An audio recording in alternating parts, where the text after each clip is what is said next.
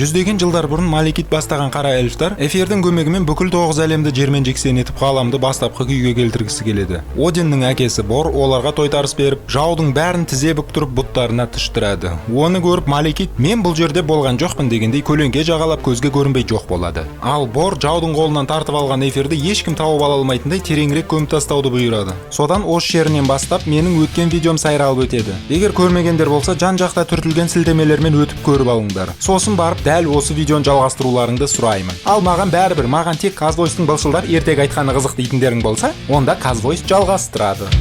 Тор 9 әлемнің тыныштығын бақылап отырады. Локи жердегі жасаған концерттері үшін Асгардтың түрмесіне бекітіледі. Ағайындылардың анасы Фригга қарға баласын аппағым дегенде Локи үшін елеңдеп оған қайта-қайта келіп тұрумен болады. Сол уақытта жерде Джейн Фостер заттардың біресе жоғалатын, біресе басқа жақтан пайда болатын бір түрлі құбылыстарды зерттеумен болады. Мысалы, гравитацияның жоғалып, автокөліктің әуеде самғап тұрған көрінісі Эйнштейнді жылатумен болады. Джейн сол ауытқу аймағына кіріп көремін деп тура эфир сақталған жерден бірақ шығады. Сәлден соң қыздың қызығушылық түртіп көрулерінен кейін эфир Джейннің денесіне енеді. Құттықтаймыз, енді Джейн Фостер шексіздік тастарының бірін иелік етіп алды. О, бірінші бөлімінде быт шыққан Бифрост көпірі қайта қалпына келген екен. Оны қандай гастарбайтерлер барып құрып бергенін екінші фильм бізге айтпайды. Сұрақ қоя бермеңдер, болды. Содан Тор күнде сүйіктісін аңдып жүреді. Бір күні Бифростты басқаратын 9 әлемді аңдушы Хеймдалл Фостерді көз радарынан таппай қалады. Жерде жүрген Фостердің құрбысы Дарси Льюис та оны 5 сағат іздеп байбаламға салып полицей шақырады. Бір кезде Джейн түк болмағандай шығып келе жатады. Оны уайымдап Тор да жерге келеді. Сөйтіп оның тұрған жері жаңбыр тамшыларынан қалқаланатынын байқайды.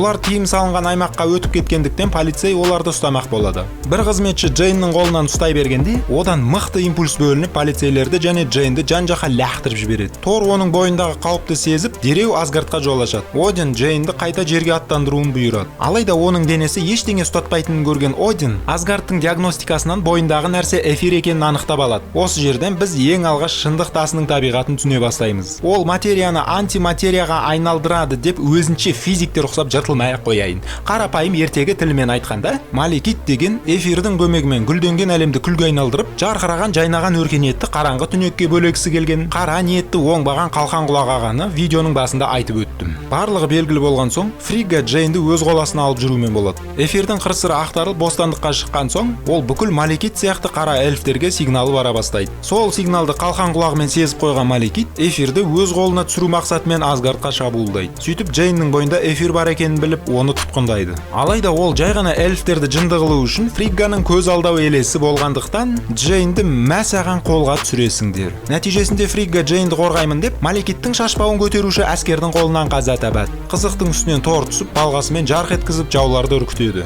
Малekith әдеттегідей сытылып қашып үлгереді. Фригганы жерлеп болған соң Тор ашуланып Малekithтен кек алуға кіріседі. Содан Тор, папа, мен далаға шығып Малekithті өлтіріп келейінші деп Одиннан сұранады. Один оған қарсы болады. Не істерін білмеген Тор енді Локиға күні туып одан көмек сұрайды. Өйткені Локи басқа әлемдерге шығатын жолдардың қуыс тесіктерін біледі. Фригганың өліміне ашуланған Локи сөзге келмей бірден Тордың айтқанына көнеді. Уақыт өте келе Тор, Локи және Джейн үшеуі Асгардтан қашып түнек әлеміне аттанып Малekithті тауып келеді. Локи ақылдасып алу бойынша Торды жарақаттайды. Артынша Джейнді Малekithқа бере салады. Малekith өз кезегінде Джейннің бойындағы эфирді шығарып алып өзіне енгізбекші болады. Локи келтірген елесін тоқтатып Торды қалпына келтіреді. Тор балғамен найзағай шақырып армандапсың дегендей эфирді бөлшектеп тастайды. Малekith бәрібір оның бәрін қайта жинап алып эфирді иелік етіп алады. Артынша шайқас басталып, оның нәтижесі Локидің өлімімен аяқталады.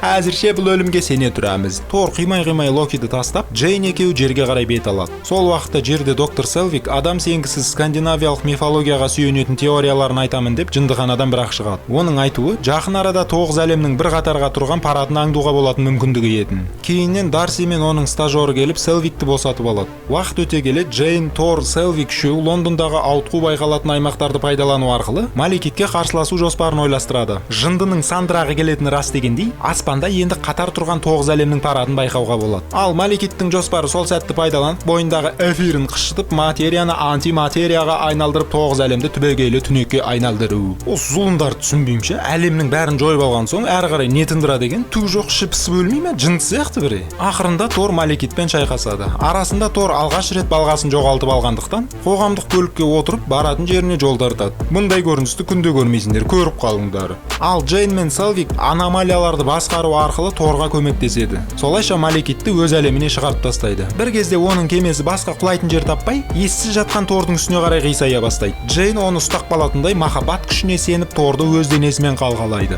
Соңғы сәтте Селвик тағы бір ауытқуды пайдаланып, кемені соның әлеміне телепорттап жібереді де, екеуін аман алып рахметін тілеп тұрады. Кеме өз кезегінде тура Малекит жатқан жерге былш етіп, зұлымды тегістейді. Сөйтіп Джейн жерде қалады. Тор Асгардқа барып, Одиннан мені 9 әлемді қадағалау қызметінен босат деп, артынша Локидің өлгенін хабарлайды. Один рұқсатын беріп, бопты кете бер дейді, бірақ ресми түрде мақұлдамайды. Сәлден соң сол тақта Одиннің проекциясын келтіріп, қу Локидің отырғаны анықталады. Вольштаг пен Сиф аты осылай аталатын ғаламның бүкіл ювелерін жинаушыға келіп, эфирді сақтауын тапсырады. Өйткені Асгардта онсыз да тесерак сақталып жатыр. Екі тастың басы бір қазанға сыймайды дегенге келтіреді. Кейіннен Тор махаббатын іздеп жерге келеді. Одан әрі қарай кейіпкер кек алушылармен бірігіп, Мидгардтық қызметін атқарып, Заковия қаласында Альтронға қарсы тойтарыс береді де, жұмысын бітірген соң қайтадан Асгардқа ұшып кетеді. 2 жылдан соң Тор шайтан сияқты Суртурдың тұтқынына түсіп қалады. Ол Одиннің Асгардта жоқ екенін айтады. Ал Асгард Одинсіз түк емес. Один сақтап отырған тәжді мәңгі отпен біріктіру арқылы өзін жандандырып Асгардты жойып Рагнарёк шақыратынын айтып ескертеді. Рагнарёк деп отырғандары Асгардтықтардың тілімен айтқанда ақыр заман. Тор Суртурдың әңгімесіне тойып алған соң амал тауып босанады да, оның тәжісін өзімен алып кетіп, Рагнарёкты тоқтаттым деген оймен мәз болып Асгардқа аттанады.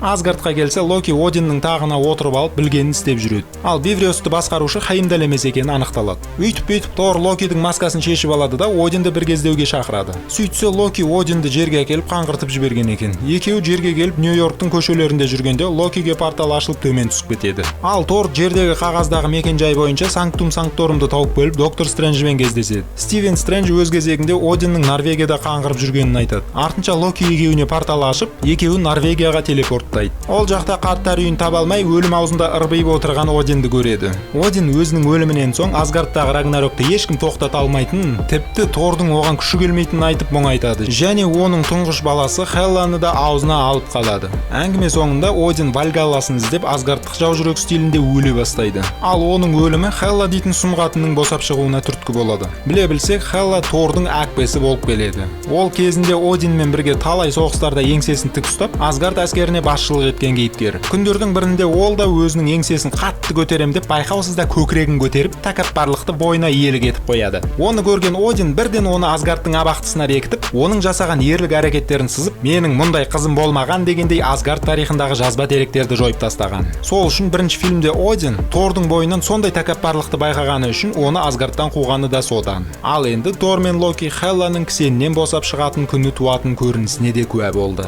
Хелла екеуін тізе бүктіргісі келеді. Тор оны тыңдамай дереу балғасын Хеллаға лақтырады. Хелла оны тосып алып, ешкім көтере алмаған аты аңызға айналған шоқпарды үгітіп тастағаны қалай кетті? Оны көріп аузы омайгатты алған Локи Бифрёсты ашып Асгардқа табан жалтыратады. Хелла оларға ілесіп жол жөнекей екеуімен төбелеседі. Нәтижесінде екеуі жолдан шығып басқа аялдамадан түсіп қалады. Ал Хелла Асгардты тауып келіп осы жерде мінезін көрсете бастайды. Оған қарсы келгеннің бәрін өлтіріп, түбінде Тордың достарын да жойып тынады. Сол жерде Скруджды өзінің көмекшісі әрі баскесері ретінде тағайындап алады. Хелла өз әскерін күшейту үшін мәңгі алаудың көмегімен ежелгі соғыстарда қырылып мумияға айналған әскерлерді қайта аяққа тұрғызып, өзімен талай шайқастарда жаудың сүйегін мүжіген Фенрир деп аталатын алып қасқырды тірілтіп алады. Содан Хелла Гитлер сияқты Асгардты тар санап, жаулаушылық жердің ауданын ұлғайту мақсатымен Бифрёсқа қарай жылжиды. Алайда Хеймдал одан бұрын сол жерге келіп, Бифрёсты ашатын қылышты Хелланың қолы тимей тұрып, оны өз қолына алады да басқа Асгардтықтарды Хелланың көзінен аулақ ұстап, орман жақта тығылып жүрумен болады. Тор ғаламның утил сборымен қоқыстар жауатын Сакар деп аталатын ғаламшарға тап болады. Оны Валкирия тауып алып, Грандмастерге апарып палуан ретінде сатып жібереді. Сол жақтан Тор Локиді көріп қалады. Сөйтсе қу Локи Грандмастермен өтірік достасып, Торды іздеп жүрген екен. Грандмастер палуандарды осындай қашып кету мүмкіндігі өте төмен, миға сыймайтын фантасмагориялық кеңістікте ұстайды. Бұл жерде Тор, Корк және Мидпен танысып алады. Олар да Грандмастердің палуаны ретінде ұсталып отырған кейіпкерлер.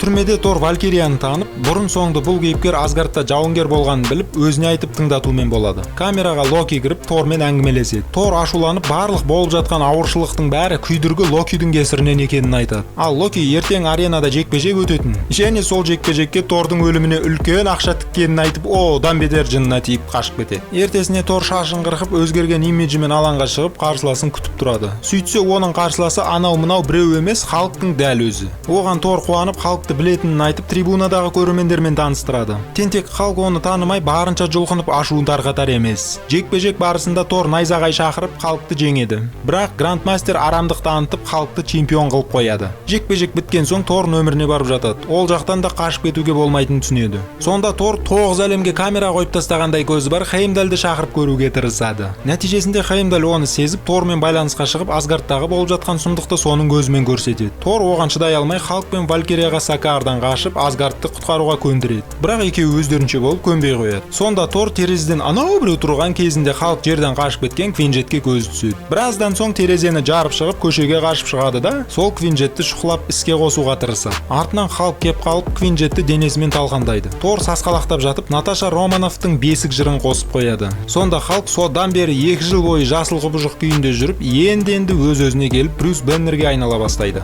Грандмастер Валкирия мен Локиға Тор мен халықты іздеуді бұйырады. Локи мен Валкирия төбелеседі. Валкирия өзінің өткен өмірін есіне түсіреді. Соңында Валкирия Локиді талдырып байлап тастайды да, Тор мен Брюсті тауып алады. Үшеуі анау тұрған шайтанның көті деп аталатын тесік арқылы Сакаардан қашу жоспарын ойластырады. Локи Грандмастердің кемелерінің бірін алып бере алатынын айтады. Артынша кейіпкерлер басқа да палуандарды босатады. Оның ішінде Корк пен Мик та бар. Бір кезде Сакаарда революция басталады. Локи мен Тор Грандмастердің ангарын тауып алып, ішіндегі сақшылармен шайқасады. Локи бұрынғы әдетін қоздырып, Торды сатпақ әрекетін орындайды. Тор, бұл жолы мені алдай алмайсың, ондайға менің иммунитетім бар дегендей, Локидің шокерін қосып тастап кетеді де, кемеге отырып Валкирия, Брюс үшеуі Асгардқа ұшып келеді. Кейіннен Корк бастаған гладиаторлар келіп, тоққа дірілдеп жатқан Локиді босатып алады. Сол уақытта Хелла Асгард халқын мәжбүрлеп, Бифрост қылышын қайда тыққанын сұрайды. Ал айтпағандардың бастарын шабатынымен қорқытады. Арадан біреу шығып, оның қайда екенін Хеллаға айтып салады. Хелла бірден Хеймдал тығылып отырған жыралардың арасына барады. Бірақ Хеймдал ертіп алып жүрген халық қашып құтылады да, басқа әлемге кету ойымен Бифростқа қарай бет алады. Ал Хелла көз алдынан тақта отырған Торды кездестіреді. Хеймдал көпірге жете бергенде, алдарынан Фенрир және Хелланың жасақтары шығып қалады. Бір кезде әуеден Валкирия кеп қалып қасқырға оқ жаудырады да, әрі қарай тең-теңімен тезек қабымен дейтін шайқас басталады. Брюс халыққа айналып Фенрирмен төбелеседі. Мына жақта Тор Хелламен шайқасу барысында оң көзінен айырылып, ұқсамасаң тумағыр әкесі Одинге ұқсап қалады. Көп ұзамай көпірге Корк ертіп келген гладиаторлар келеді. Оған қоса арттан үлкен кемесін алып Локи көріне бастайды да, бүкіл Асгардтықтарды кемеге жайғастырып, өздері Хелланың армиясын бүктеумен айналысады. Халық Фенрирді басынан ұстап алып, бойынан асыра лақтырады.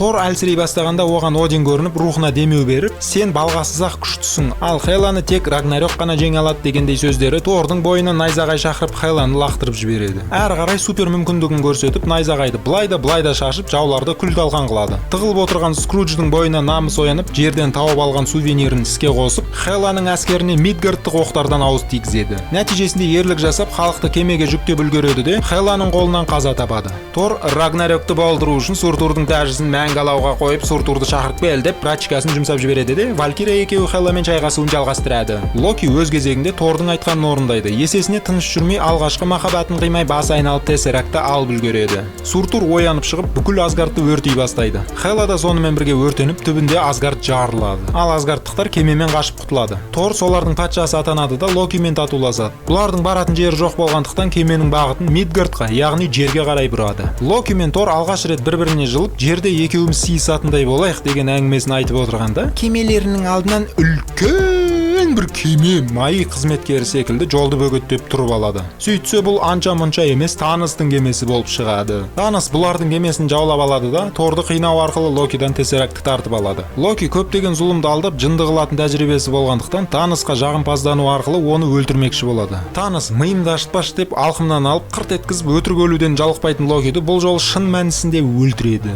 Таныс кемені түбегейлі жарып, тастарын санап өз саяхатына басады. Барлығынан айырылған Тор ішінде ашуын сақтап тоқтап қалады. Кейіннен Торды менің апамның огородындай ғана ғарыштан галактика сақшылары тауып алады. Оны қалпына келтіріп Таныстың жоспары жайлы біліп алады. Біраздан соң Тор Недавилирға барып Танысты өлтіретін қару жасау туралы ойын айтады. Тор командасына Ракета мен Грутты алып аталған жеріне аттанады. Жол жөнекей Ракета Торға өзінің ұтыс ойындарында ұтып алған көзді ұсынып көреді. Енді Тор Таныстан Гегаларда екі көзімен қарайтын болады. Құттықтаймыз. Кейіпкерлер Недавилир жұлдызына ұшып келеді. Тор өзіне секира дейтін балта жасап алады. Сабы ретінде Груттың қолы да жарай береді. Содан Тор жерге келіп, жаңадан жасап алған қаруын эксплуатацияға салып, аутрайдерлерді қорапта бүгітіп, кек алушылардың жартысын мәз қылады. Соңында Таныс жерге келіп, 6-шы тасын қолғабына салып шертейін деп тұрғанда, Тор болмаса не істер едік деп отыруымыз санаулы ғана секундтарға созылып, Таныс бәрібір дегенін орындап, жарты ғаламды шаңға айналдырады. Уақыт өте келе Тор өз ақмақтығымен достаса алмай, кек алушылар базасында ешкімге тіл қатпай отырады. Кейіннен Таныстың мекендеп жүрген ғаламшары анықталып, Тор кек алушылармен бірге сол жерге ұшып барады. Танысты сұраққа алып болған соң, Тор көптің армандағыдай еш сөзге келмей оның басын шауып тастайды. Арадан 5 жыл өтеді.